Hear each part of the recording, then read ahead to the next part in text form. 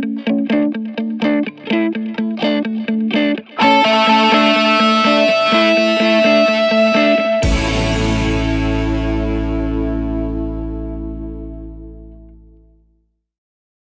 में से कितने लोग हैं जिनकी इंग्लिश बहुत अच्छी है, जो पूरे कॉन्फिडेंस से इंग्लिश बोल सकते हैं? सोच लेना, मैं यहाँ पे बिठा करके बुलवाऊंगा, सोच लेना।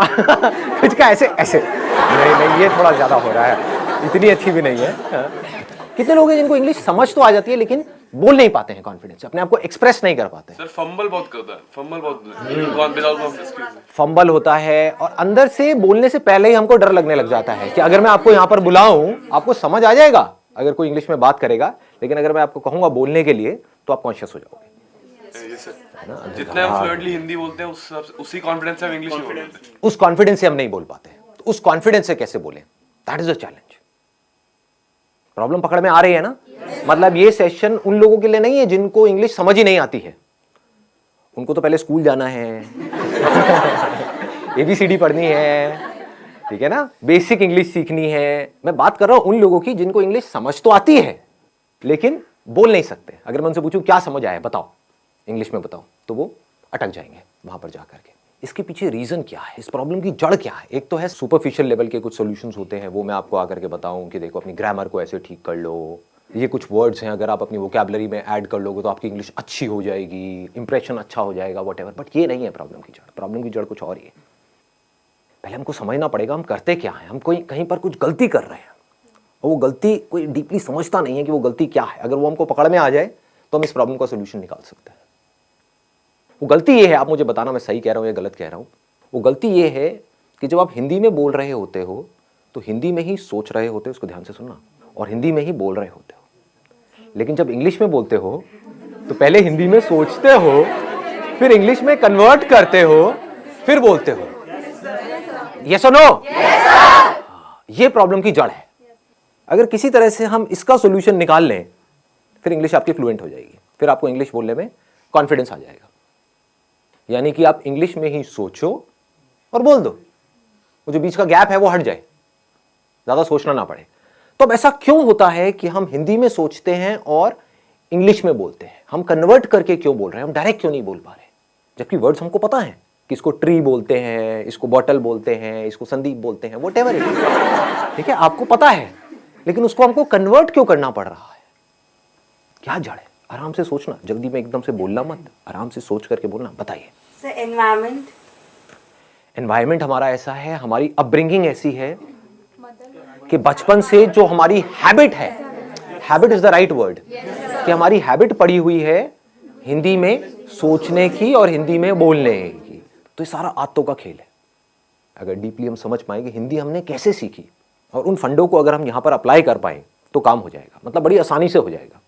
एक है लंबा प्रोसेस कि आप किसी इंस्टीट्यूट में जाओ, वहाँ पर जा करके स्टेप बाय स्टेप सीखो, एक एक करके आपको बताएंगे वर्ब क्या होती है, एडजेक्टिव क्या होता है, नाउन क्या होता है, ये क्या, उसी में आदमी पागल हो जाएगा। एक तो पहले ही वर्ड्स को कन्वर्ट करना पड़ रहा है, साथ में ये भी देखना पड़ रहा है ये नाउन है, एडजेक्टिव है, वर्ब है, मैं सही बोल रहा हूँ गलत बोल रहा हूँ, हो गया ना? और ज्यादा कॉम्प्लिकेटेड हो जाएगा। तो सीख भी सकते होगे तो नहीं सीख पाओगे, अगर सीख भी जाओगे अंदर ही अंदर तो बोल नहीं पाओगे, क्योंकि अंदर और खचड़ पचड़ हो गई। मतलब बेसिकली जैसे पानी है ना, वो बहता है कि मतलब कोई रुकावट ना आए, ऐसे वो बहनी चाहिए, उसको फ्लुएंसी बोलते हैं। तो मैं आप लोगों से पूछता हूं कि हिंदी हमने कैसे सीखी? अगर हमको ये समझ आएगा तो हम इंग्लिश को भी सीख सकते हैं और बड़ी जल्दी सीख सकते हैं। क्या आपने पढ़ करके सीखी? मतलब जो स्कूल में हिंदी सिखाई तब आपको हिंदी समझ में आई, या उससे पहले ही आप हिंदी सीख चुके थे? हाँ, जब हिंदी में वो चैप्टर शुरू हुए थे स्कूल में, उससे पहले ही आप कई गालियां सीख चुके थे, बहुत कुछ सीख चुके थे, है ना? हाँ, आप आराम से बात कर पाते थे, अपने आप को एक्सप्रेस कर पाते थे, किसी से कुछ मांगना है मांग लेते थे, व्हाटएवर। तो कैसे सीखी हमने हिंदी? इंटरैक्शन करके। लेकिन इंटरैक्शन, हमें तो हिंदी आती ही नहीं, हम इंटरैक्ट कैसे करें? इंटरैक्शन तो तब होता है जब दोनों लोग दोनों तरफ से इंटरैक्ट करें। तो पहले स्टेप में क्या हुआ था? ऑब्जर्वेशन। एब्सोल्युटली। मतलब हम लोगों को ऑब्जर्व करते रहते थे और कॉपी करते थे, इमिटेट। जैसे नकलची बंदर, आपने एक वर्ड सुना होगा, कभी किसी बंदर के सामने जाओगे, ऐसे ऐसे खुजाओगे, उल्टी सीधी हरकतें करोगे, व्हाटएवर, तो बंदर भी वही करने लग जाएगा। तो उस बंदर में और इंसान में ज्यादा फर्क नहीं है, आपको पता है, आप भी पहले बंदर ही थे, राइट? और कुछ लोग तभी बंदर हैं। हमने कैसे सीखा? जो भी हरकतें बड़ों को करते हुए देखा उसको कॉपी किया। वो बोल रहे हैं तो हमने भी वो बोलने की कोशिश करी, चाहे टूटा फूटा बोला, जैसा मर्जी बोला, लेकिन बोला। उन्होंने कोई अजीब सी हरकतें कर रहे हैं, गुस्सा कर रहे हैं, तो हम भी गुस्सा करना सीख गए, है कि नहीं? हमें पता है कि माँ बाप की आपस में लड़ाई हो रही है, बच्चों की ऑब्जर्वेशन बहुत तगड़ी होती है क्योंकि उनके पास करने के लिए और कुछ होता नहीं है। बैठे बैठे बस देखते रहते हैं, तो बच्चे ऑब्जर्व करते रहते हैं माँ बाप आपस में कैसे लड़ रहे हैं, कैसे माँ लड़ करके अपनी बात मनवा रही है बाप से, तो बच्चा वहां से सीख लेता है। बच्चे को समझ आ जाता है, अच्छा मुझे यही कुछ करना पड़ेगा, ऐसे नहीं मानने वाले, है ना? तो बच्चा टेंट्रम करना सीख जाता है और फिर उसको वो चीज मिल जाती है तो फिर अगली बार और टेंट्रम करता है, और ऐसे ही हम सीखते हैं। तो कहने का मतलब है हम हिंदी कैसे सीखे?